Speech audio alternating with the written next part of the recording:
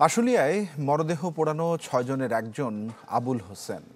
DNA পরীক্ষাতে প্রমাণ মিলবার পরও বেওয়ারিশ হিসেবে দাফন করা হয় সন্তানের মরদেহ, আর তাই সন্তানের মরদেহটি পাচ্ছে না তার পরিবার। আদালতের দ্বারে দ্বারে ঘুরছেন মা, স্ত্রী।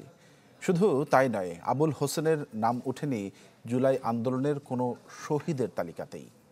মাসুদুর রহমানের আরও একটি রিপোর্ট। ২৪-এর গণ অভ্যুত্থানের সবচেয়ে নির্মম দৃশ্য এটি। ৫ আগস্ট আশুলিয়ায় ৬ জুলাই যোদ্ধাকে গুলি করে হত্যার পর পুলিশ ভ্যানে পুড়িয়ে দেওয়া হয় মরদেহ, যাদের একজন হতভাগা আবুল হোসেন।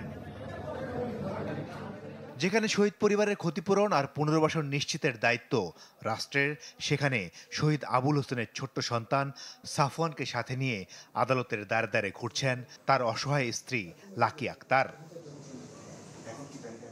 অভ্যুত্থানের ১ বছর পেরিয়ে গেলেও সরকার ঘোষিত জুলাই শহীদদের তালিকায় এখনো নাম ওঠেনি তার স্বামীর। তাই তো সন্তানদের ভবিষ্যতের কথা ভেবে লাকির কপালে চিন্তার ভাঁজ। ডিএনএ টেস্ট ম্যাচ করার পরও আমার স্বামীর নামটা এখন পর্যন্ত শহীদের তালিকায় এখনো অন্তর্ভুক্ত করা হয় নাই।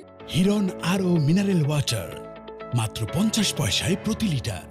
আমার বড় সন্তানটা খালি প্রতিবারই মা বাবার আনবা কবে, আমি বাবারে কবে দেখবো। কারণ আমি তখন 2টা বাচ্চা, আমার ছোট ছেলেটা বাবা বাবা করে ডাকে, কিন্তু আমি দেখাইতে পারি না। বৃহস্পতিবার ট্রাইব্যুনালে সাক্ষ্য দেন জুলাই আন্দোলনে শহীদ হয়েও তালিকায় নাম না আসা আবুল হোসেনের স্ত্রী। চান খুনিদের দৃষ্টান্তমূলক বিচার। ট্রাইব্যুনালে যেটা বলছে যে ওনার স্বামীর লাশ শনাক্ত হয়েছে, ওনার স্বামীকে শনাক্ত করছে, ডিএনএ হয়েছে, এই বিষয়গুলো বলেছে। দাবি করতেছে যে ওনার লাশটা যাতে ওনার গ্রামে নিয়ে যেতে পারে। আশুলিয়ার আমবাগানে কবর দেয়া হয় শহীদ আবুল হোসেনকে। তার মা সালমা বেগমের আকুতি সন্তানের দেহ অবশেষ নিজ ভিটা কুমিল্লায় নিয়ে যাওয়ার, আর এজন্য অপেক্ষায় আছেন আদালতের সিদ্ধান্তের। আমার ছেলেকে বাড়িতে নিয়ে আমি মাটি দিতে চাই, আমি বলতে পারবো আমার বড় সন্তান আমার পাশে আছে, তাই আমি এতটুকুই আমি বলতে পারবো।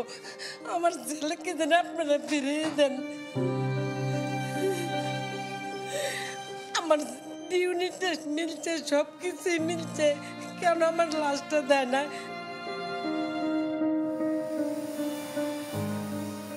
আসলে মরদেহ পোড়ানোর এই মামলায় মোট আসামি 16 জন, যাদের মধ্যে সাবেক এমপি সাইফুল ইসলাম সহ 8 জনই পলাতক।